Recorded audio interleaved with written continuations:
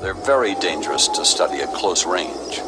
Before the age of home movie and video cameras, science could do little more than guess at the nature of these killers. The single source of information came from accounts of tornado survivors, people in life-threatening situations who could hardly be expected to make cool observations.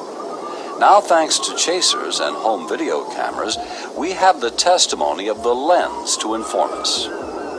We have a meteorological gold mine of information in the form of home video taken by tornado chasers. But before the video boom, in order to see a tornado, you had to live through it. And in 1925, without the knowledge we have today, knowledge that came from studying film and video, living through a tornado was very difficult indeed.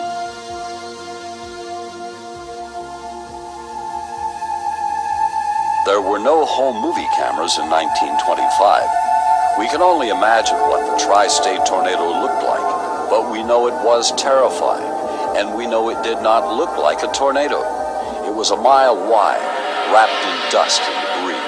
It killed nearly 700 people in 3 states. It began north-northwest of Ellington, Missouri at about 1 o'clock in the afternoon.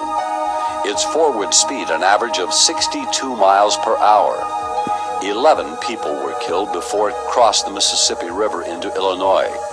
In southern Illinois, 613 died.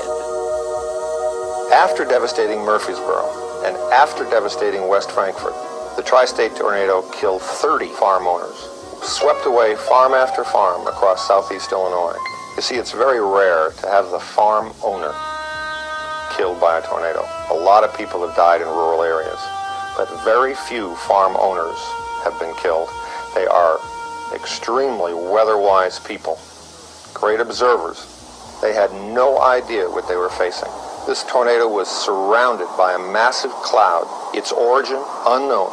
Why this thing was so shrouded in debris and a rolling fog and so shrouded in cloud so as to make it invisible and unrecognizable to farmers, we don't know. But I think it was because it was a unique event, perhaps something that doesn't occur perhaps once in 1,000 years. Murfreesboro, Illinois, suffered the greatest losses in the tri-state tornado. $10 million in damage, 234 dead.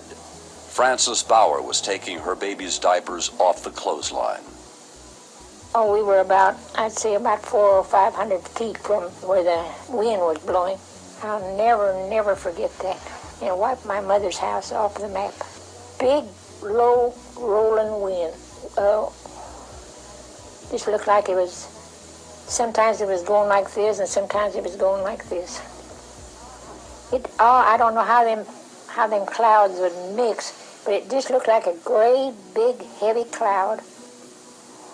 Bill Molenbrock was struggling through debris with his family. They came upon a small boy sitting in this tree.